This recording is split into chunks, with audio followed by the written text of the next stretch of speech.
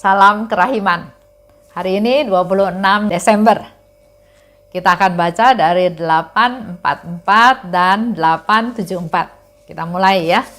Dalam nama Bapa dan Putra dan Roh Kudus. Amin. 844. Selepas tengah hari, Suster K datang dan membawa aku pulang untuk berlibur. Aku sangat bahagia berhimpun kembali dengan kongregasi.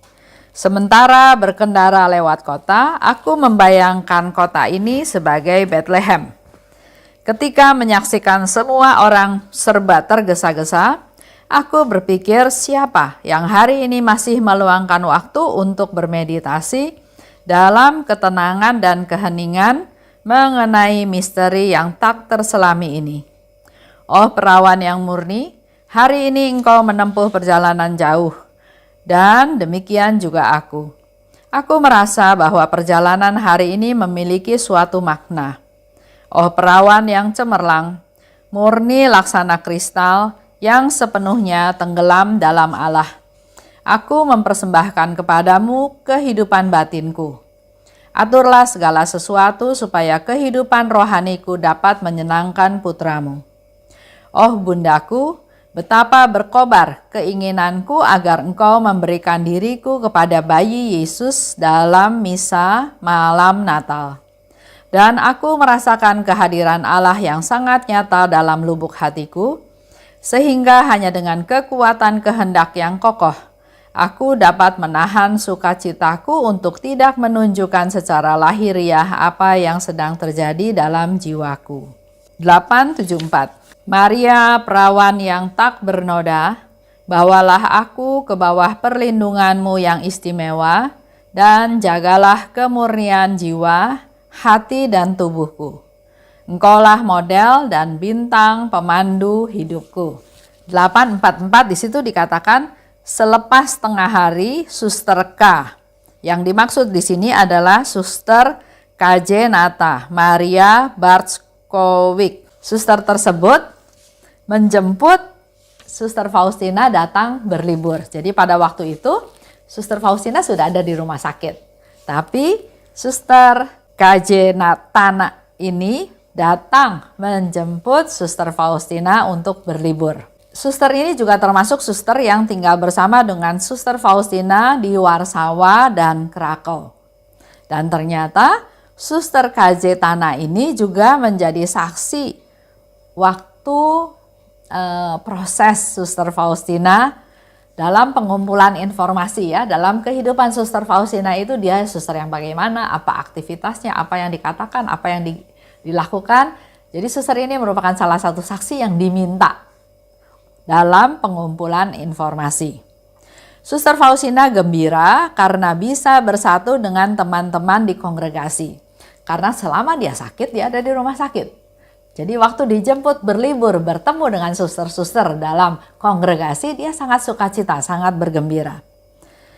Dalam perjalanan, dia melihat kota. Jadi dia melihat satu kota lewat ya, dan membayangkan bahwa kota itu adalah kota Bethlehem. Yang dia bingung adalah, kok orangnya serba tergesa-gesa. Mungkin kita bisa bandingkan juga ya dengan orang-orang yang ada di kota Jakarta. Kalau kita pergi, apalagi pagi hari ya, kayaknya semua orang sudah sibuk dengan dirinya sendiri. Ada yang bergegas pergi ke kantor, naik mobil, naik motor, cari kendaraan, dan seterusnya ya. Tapi mereka semua bergegas untuk satu aktivitas yang harus dia lakukan. Beda barangkali dengan kalau kita ada di pegunungan atau ada di desa. Kita bisa melihat mereka pergi ke sawah, dia mencangkul, membawa cangkul, ya, memanggul cangkul, dia bekerja, dia juga tenang-tenang. Itu yang kita lihat dalam perbedaan. Atau contoh pernah saya pergi ke Jepang ya, dibawa oleh anak mantu saya ke satu daerah perempatan, bukan perempatan ya, mungkin itu segi 6 atau apa namanya saya lupa. Itu ramai sekali orang nyebrang dari kanan ke kiri, dari sana, dari depan. Wah luar biasa. Katanya itu memang tempat penyeberangan yang paling ramai. semua berjalan sendiri-sendiri, berjalan cepat, nggak ada yang santai lihat kiri kanan gitu ya. Nah, saya bisa bayangkan di situ Suster Faustina sedang melihat keadaan di satu kota tersebut, orangnya serba tergesa-gesa, sibuk dengan aktivitas mereka masing-masing, dengan rencana mereka masing-masing ya. Sehingga dikatakan oleh Suster Faustina, siapa yang hari ini masih meluangkan waktu untuk bermeditasi? Kalau melihat aktivitas mereka yang semua serba tergesa-gesa, kayaknya nggak ada cukup waktu untuk bermeditasi. Sehingga timbullah satu pertanyaan, siapa yang hari ini masih meluangkan waktu untuk bermeditasi? Ini juga mungkin pertanyaan ini bertanya kepada diri kita masing-masing. Apakah waktu yang Tuhan kasih 24 jam satu hari itu habis dengan aktivitas-aktivitas yang fisik, aktivitas lainnya? Boleh tanya ke diri kita masing-masing, kita punya nggak ya waktu untuk bermeditasi? Dalam ketenangan, dalam keheningan. Untuk merenungkan misteri yang tak terselami. Di dalam kehidupan kita sehari-hari, sebetulnya banyak misteri yang tidak bisa kita selami. Atau kalau kita merenungkan sengsara Yesus, kita juga mengalami hal-hal suatu misteri yang perlu kita dalami, kita renungkan, kita hayati untuk memperoleh pencerahan-pencerahan dari setiap misteri tersebut. Ini kesempatan yang Tuhan sediakan. Dengan adanya zaman COVID seperti sekarang ini, kita mungkin frekuensi atau kecepatan dalam hal melakukan pekerjaan mulai melambat. Di rumah saja. Memang masih bisa meeting lewat Zoom, tapi tetap frekuensinya tetap agak lambat. Misalnya sudah ngomong tapi kurang jelas kedengarannya ya, karena ada gangguan dari daya wifi-nya yang mungkin kurang jernih, kurang jelas, atau ya banyak gangguan. Sehingga otomatis kecepatannya melambat walaupun di rumah saja. Nah, kita sebagai orang Katolik, orang Kristen, orang yang percaya sama Tuhan, kita harus selalu berpikir positif thinking. Dengan situasi seperti sekarang ini, maka ini adalah satu kesempatan yang bagus, yang baik, yang perlu kita manfaatkan. Karena Tuhan yang menyediakan waktu untuk kita bisa di rumah saja. Kita juga nggak bisa kerja tergesa-gesa sekarang. Contoh, kantor ada yang masuknya gantian. Ada teman yang saya tanya, dalam 1 minggu dia cuma masuk kerja 2 hari dalam 1 minggu. Ada yang kerja tapi di rumah saja. Jadi pasti kecepatannya pasti sangat berkurang. Jadi sebetulnya nggak perlu tergesa-gesa. Kalau dulu mau pergi ke kantor, nggak boleh telat. Begitu telat sedikit, jamnya udah lewat. Jam misalnya jam kendaraan umum yang biasa lewat, atau kalau kita naik MRT atau naik kereta ya, kalau nggak cepet itu jamnya udah lewat, kita masih harus tunggu lagi. Dan kalau tunggu lagi biasanya tambah penuh, tambah ramai. Saya pernah satu kali ikut kereta api ya, saya lupa dari Tangerang atau dari, ya pokoknya dari Tangerang yang ke arah Jakarta. Dan itu waktu itu kebetulan jam mulai orang-orang pergi kantor. Kita didorong, dipush, dipadatkan. Kayaknya kayak barang yang harus dipaksa masuk ke dalam gerbong tersebut. Waduh, luar biasa perjuangan orang-orang yang harus bekerja dengan jam tersebut. Karena dikatakan kalau tunggu jam berikut nggak tambah sepi, tambah rame juga. Jadi percuma. Kita harus memaksakan diri untuk berdesak-desakan dengan orang lain. Kalau telat lagi, itu nanti sampai kantornya bisa telatnya sangat lama, bukan telat hitungan menit, bisa 10 menit, bisa 15 menit. Akibatnya uang makan dipotong, dikasih tanda merah karena terlambat, dan ada akibat-akibat lainnya, sehingga mereka sangat tergesa-gesa setiap pagi untuk mengejar sesuatu ya, mengejar sampai kantor, jangan sampai terlambat. Ya, dan hal yang lain lagi. Nah, dengan masa COVID seperti ini, kita jadi nggak usah tergesa-gesa. Kita nggak buang waktu untuk transport dari rumah ke kantor, karena kita bekerja di rumah saja.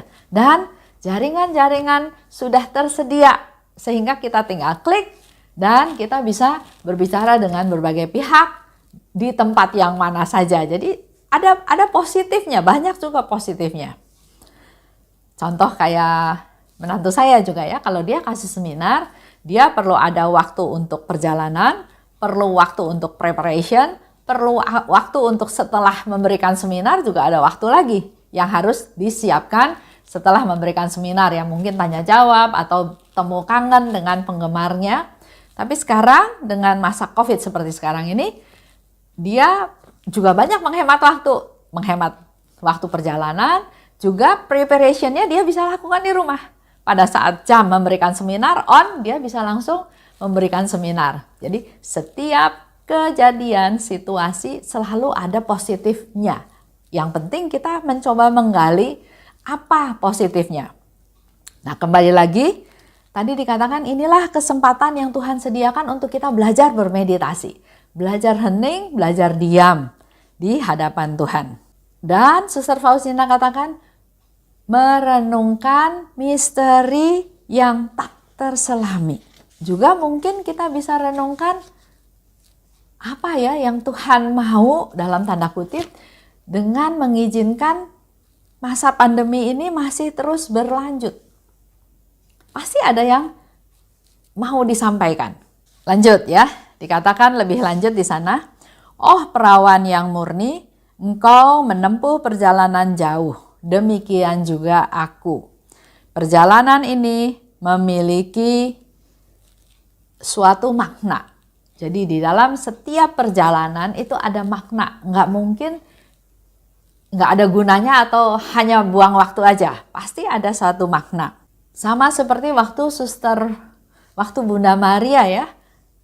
Ada peraturan harus melakukan cacah jiwa dan dia harus pergi ke tempat asalnya. Itu juga ada suatu tujuan, bukan nggak ada tujuannya. Begitu pula dengan hidup kita seperti sekarang ini.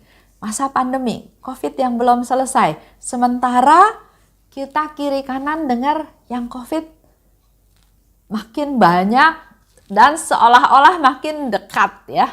Bahkan ada teman saya, teman komunitas, dia sudah kena COVID, sudah sembuh, tapi bisa kena lagi. Jadi kita memang betul-betul harus menjaga kesehatan kita. Jangan sampai ketularan. Tapi kalau sudah ketularan, sudah kena, kita harus berusaha sedemikian rupa supaya sembuh, sehat, dan lebih berjaga-jaga lagi supaya jangan kena COVID lagi. Oh perawan yang cemerlang, murni laksana kristal. Aku mempersembahkan kepadamu, Bunda Maria, kehidupan batinku. Ini menjadi sesuatu langkah dari Suster Faustina mempersembahkan kehidupan batinnya kepada Bunda Maria. Aturlah segala sesuatu supaya kehidupan rohaniku menyenangkan putramu. Jadi dalam hal ini Suster Faustina berharap mengandalkan Bunda Maria untuk mengatur kehidupan batinnya supaya apa yang dilakukan oleh Suster Faustina menyenangkan Yesus, menyenangkan putramu. Itu dikatakan kepada Bunda Maria. Betapa berkobar aku ingin agar engkau, Bunda Maria, menyerahkan aku pada bayi Yesus dalam misa malam Natal. Ada satu keinginan dari Suster Faustina mempersembahkan dirinya kepada Tuhan Yesus. Aku merasakan kehadiran Allah yang sangat nyata dan berusaha sedemikian rupa tidak sampai menunjukkan secara lahiriah apa yang terjadi. Ada orang yang mengalami sesuatu, dia langsung bercerita. Ya, wah, saya melihat cahaya terang, saya melihat Yesus berjubah putih datang menghampiri saya. Ada banyak juga ya. Tapi dalam hal ini Suster Faustina berusaha menyimpan peristiwa ini sedemikian rupa supaya jangan sampai secara lahiriah bisa diketahui oleh orang sekitar. Dia menjaga dengan sangat keep secret ya, rahasia. Dia berusaha sedemikian rupa untuk tidak menampilkan. 874 ini satu ajakan dari Suster Faustina untuk kita berdoa. Dan saya juga mau tutup pertemuan hari ini dengan doa dari 874 seperti yang dikatakan oleh Suster Faustina. Kita doa ya bersama-sama. Dalam nama Bapa dan Putra dan Roh Kudus, amin. Maria, perawan yang tidak bernoda, bawalah aku ke bawah perlindunganmu yang istimewa. Dan jagalah kemurnian jiwa, hati, dan tubuhku. Engkaulah model dan bintang pemandu hidupku. Dan terimalah salam kami, ya Bunda. Salam Maria, penuh rahmat, Tuhan sertamu. Terpujilah engkau di antara wanita, dan terpujilah buah tubuhmu, Yesus. Santa Maria, Bunda Allah, doakanlah kami yang berdosa ini, sekarang dan waktu kami mati. Amin. Dalam nama Bapa dan Putra dan Roh Kudus, amin. Salam kerahiman.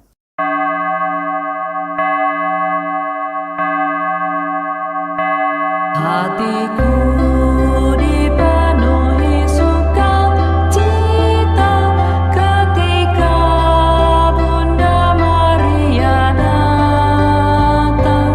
Dia datang berkunjung kepadaku sambil memopong bayi Yesus. Hatiku dipenuhi